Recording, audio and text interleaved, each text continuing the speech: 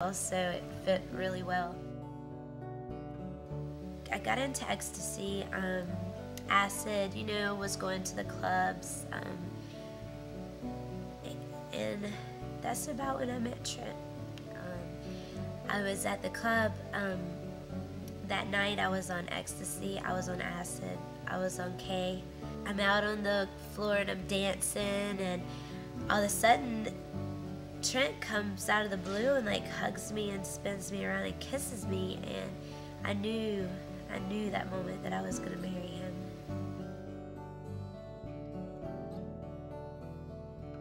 And pretty much just every weekend we were going out to the club. We usually didn't get started till about 10 or 11 o'clock, and didn't usually get to the clubs till about midnight or 1, and ended up partying till, I don't know, 6, 7 in the morning, or even into maybe the afternoon the next day, and go to bed and get up.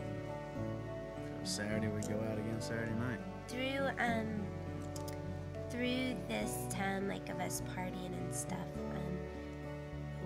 we were heavily into drugs. There were several different times when I almost overdosed. There was one time where we had been, out at the club at night, went to a friend's pool. The next day, it's probably around 3 o'clock in the afternoon. I was watching Trent lay over my body and, begging me not to die. But yet I was over there watching him over my body. So that was pretty scary. Well, the reason we did drugs and partied all the time, I don't know. It didn't. It just seemed like part of our life. Everybody we hung around did it. There was no life or lifestyles that we saw any different. I know for me there were. That's all I knew from a young age, and it just seemed natural to me to go out and get messed up. Absolutely. It was definitely an escape. It was an escape from reality. We didn't have reality. We didn't have to deal with our past. We didn't have to deal with our present. We didn't even have to deal with each other.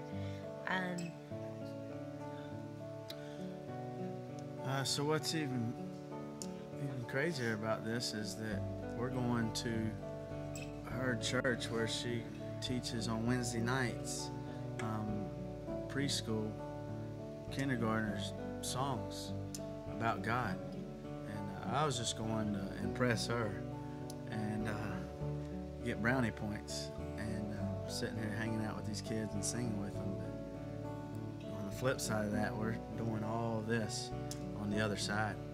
We thought, okay, this is cool, we're doing the church thing, but it didn't ever cross our minds that, hey, this is wrong. This is wrong to God. This is wrong to, these children that you're teaching. This is wrong. We didn't ever think about that. I didn't have a relationship with God at the time.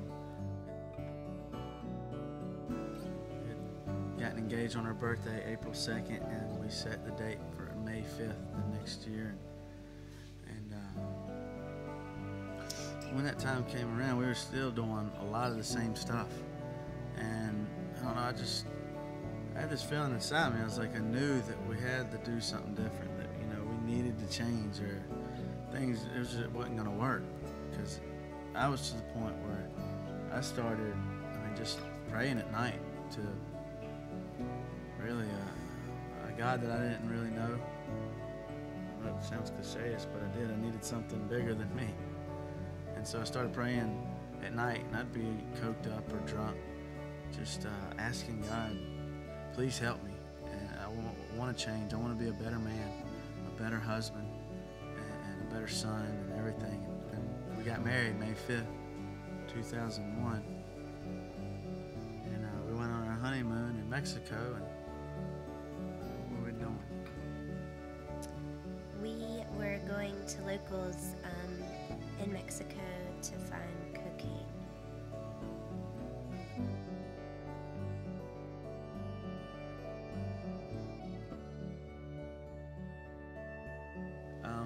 So we're married, and we've been married about a month. We got married May 5th, and June 28th, I got arrested for trafficking MDMA, which is ecstasy.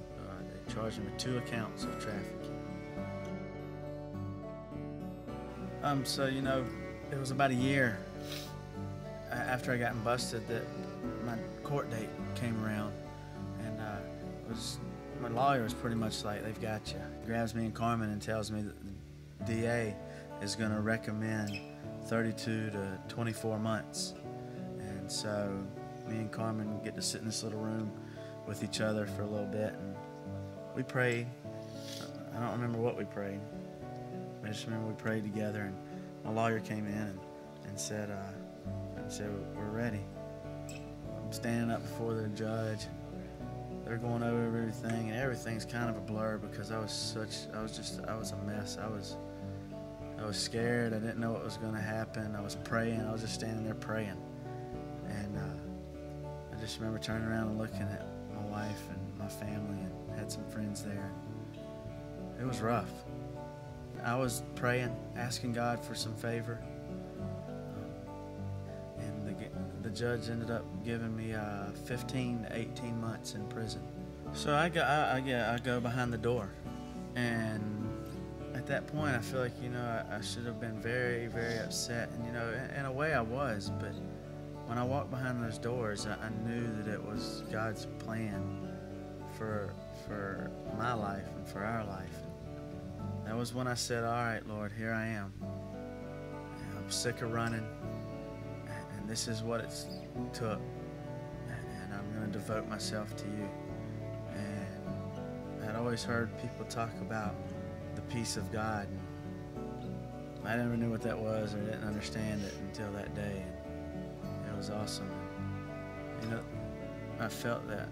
I felt the peace of God. It was like everything was just gone. A burden had been lifted up off of my life.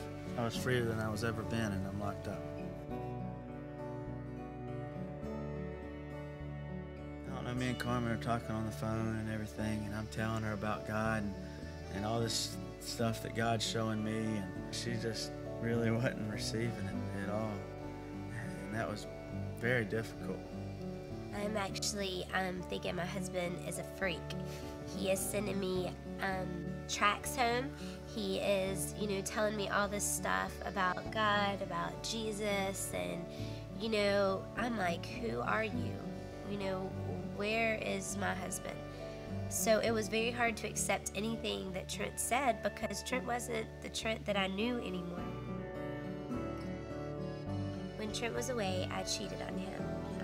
And after it had happened, I had to tell him. And when I told Trent that, he said that he forgave me. And the reason that he forgave me was because Jesus forgives us. Jesus died so we could be forgiven. And I think at that point was when I was like, whoa, this is real. The whole time I was just praying that God, just keep this together. Please, when I walk out of the gates that day, I want to see Carmen standing there. And that was just what I wanted, what I needed from God. And God had been answering all these little prayers and doing all this stuff. But the day that I walked around that corner and Carmen was standing there, it was like, wow, God really does care about me.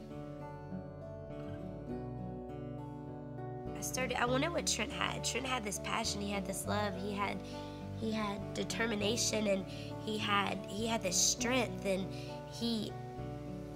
my husband was amazing and totally different, and I wanted what he had. I wanted that happiness, I wanted that fulfillment, and I wanted that joy. I tell you, it's the way life is now for me, for us. Life is so fulfilling now. since I have a relationship, a friendship with Christ, I can love myself. That was big. I used to hate myself. So being able to love myself, I can love others. I can experience happiness and fulfillment and security and forgiveness and what life's really about.